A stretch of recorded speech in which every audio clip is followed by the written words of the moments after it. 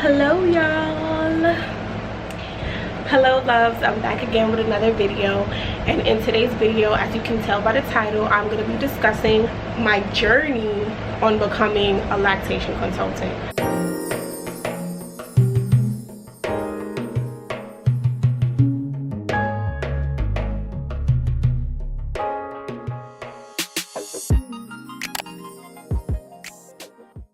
I don't see too many videos on people becoming a lactation consultant, so I just wanted to share my experience and my journey, and I'm sure if you guys have any questions, leave them down below and I'll be happy to answer them. I would like to become an international board certified lactation consultant. For those of you who do not know what a lactation consultant is, a lactation consultant is, in simple terms, a person who helps mothers breastfeed. Person who helps mothers successfully breastfeed. It will be my job in the near future to help mothers successfully breastfeed, because it is a process, and it's a process that can be done. A lot of mothers feel discouraged because they feel like they can't, but they definitely can. It just takes a lot of practice and help. And right now I am a certified breastfeeding specialist, so I do know how important and how beneficial lactation consultants are to women. Now, right now, I do not have my state board. I have not taken the test, but I am on the road. I am on the road, and the journey so far has taken me 3 years, because it's something that you take your time on. You don't want to rush it. You want to make sure that every information that you get is stuck with you, so you know what you're saying, because if you're not confident or knowledgeable about what you're talking about, nobody's gonna want to go to you, and that is not the goal at all. You want to be able to help people, and that's what I want to do. I definitely will be there to help these mothers go through this challenge, and eventually I have a lot of big things. I have a lot of light bulbs clicking in my head on what I want to do as an international board certified lactation consultant, but I'm going to hold those thoughts for right now, and let's get right into this video. So, how did I find out about lactation? Simple. I found out about lactation when I was working in the hospital. I came across a lactation consultant speaking to a patient, and she said, "Hi, I'm your lactation consultant," and I was like, a lactation consultant? So I went home and I immediately googled it, and I was like, oh, I want to be a nutritionist. I want to be a pediatric nutritionist. This seems more what I would do. So I did my research. I went to lactationtraining.com. So you can't go to an actual school to be a lactation consultant, so you're gonna have to do your research. And now the research portion of becoming a lactation consultant is like not difficult, but if you don't know and if you're not doing the correct research, you can waste a lot of time and money, because there's a whole bunch of different things. I was doing research. I was calling the number. I believe it's a Maryland based or Virginia based company. Like, it originated in Maryland or Virginia, don't quote me, but I was calling those people and I was saying, oh, I wanted to become a lactation consultant. What route do I take? And this, that, and the third, this, that, and third, this, that, and third. So they told me that there were 3 pathways, and I went to go look at 3 pathways, and I found which pathway was best for me. Pathway that I chose to go with was pathway 3, and I chose pathway 3 because I'm not a licensed medical professional. So I'm not a doctor, I'm not a physician assistant, I'm not a dietitian, I'm not a nurse, etc., etc. And there's a range of things that you can do to become a lactation consultant, but those pathways didn't fall under me. I took that route, and then I'm going to still continue my degree as a health and nutrition major, and I'm going to still look into becoming a lactation consultant. So with pathway 3, you need to get a bachelor's degree in anything health science or related. Then you need to take their course. You need to take their course on their website.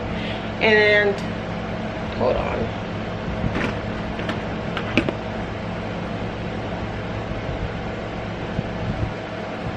Lactation training also requires you to fulfill their requirements as well in order to be qualified to take the state board. So they require you to take 8 college courses. So what I did was I made sure while I was taking my college courses to fulfill my own degree, I was also incorporating their courses, so I don't have to take extra classes and waste money or waste time.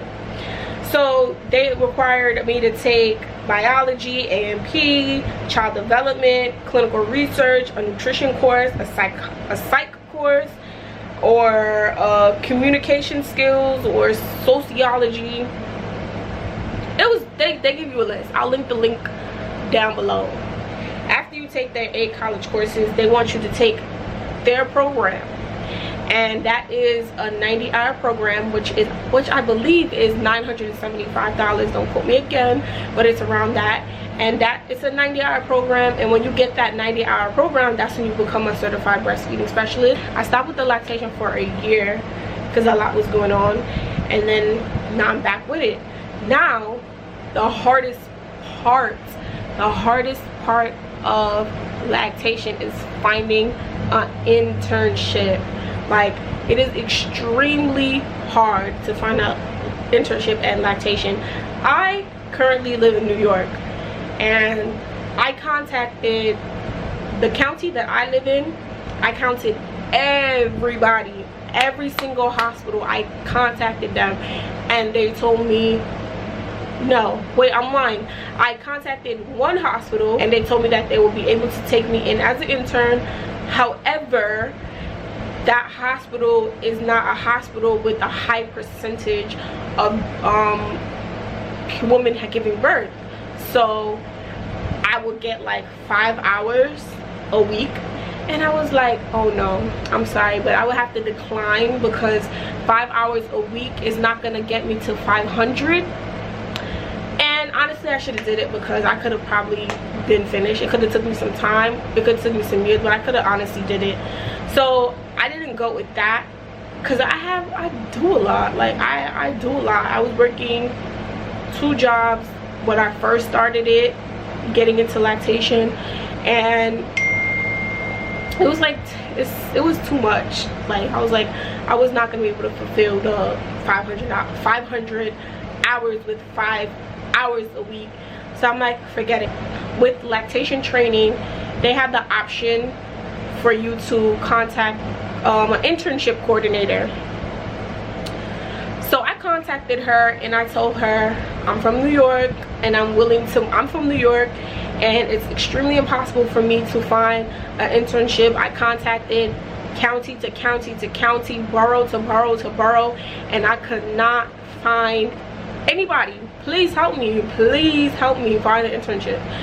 So, and you're only able to contact her through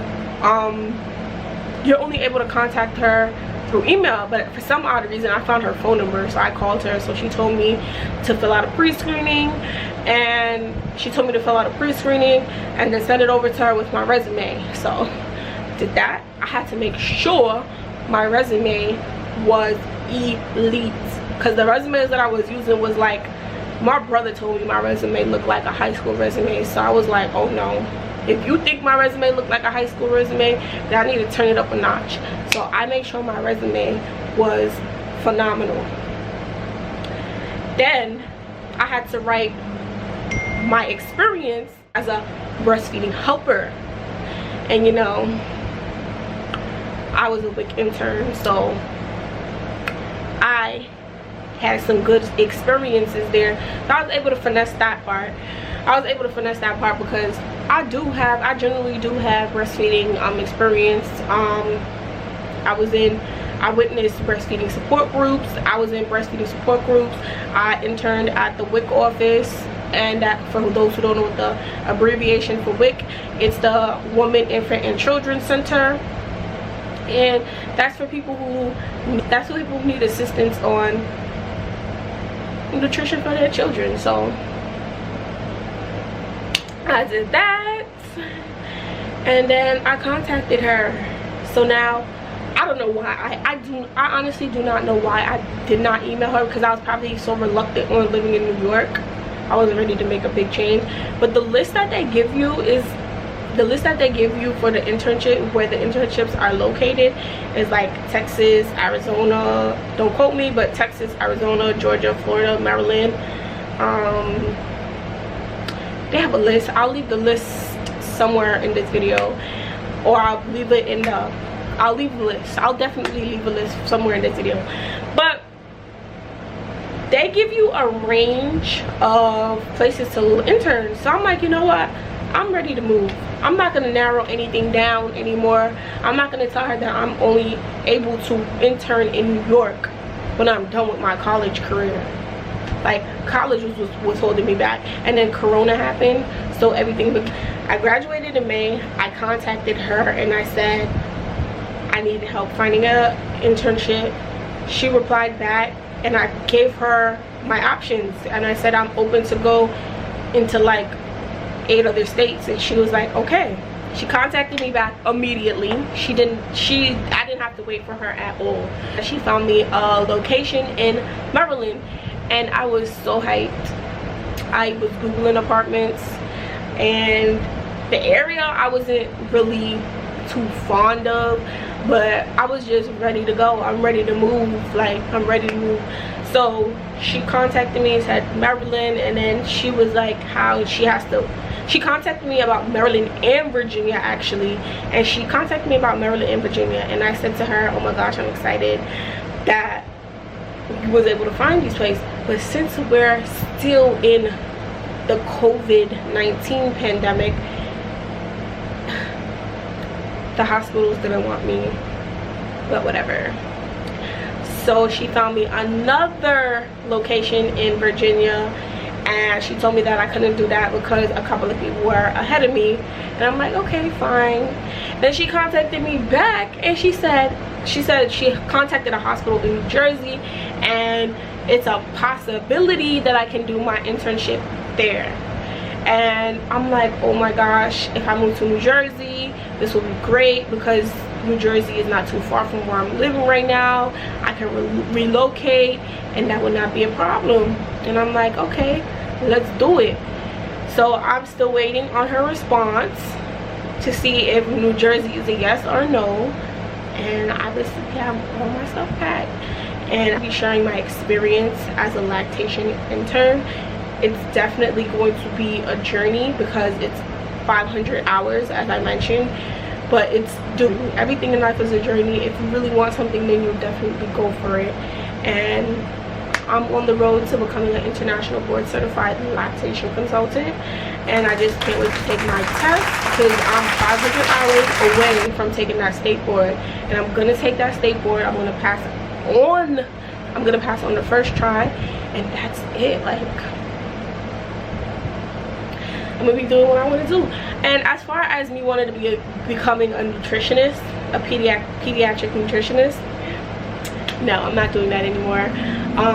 My degree, like I mentioned, my degree is health and nutrition science, and it ranges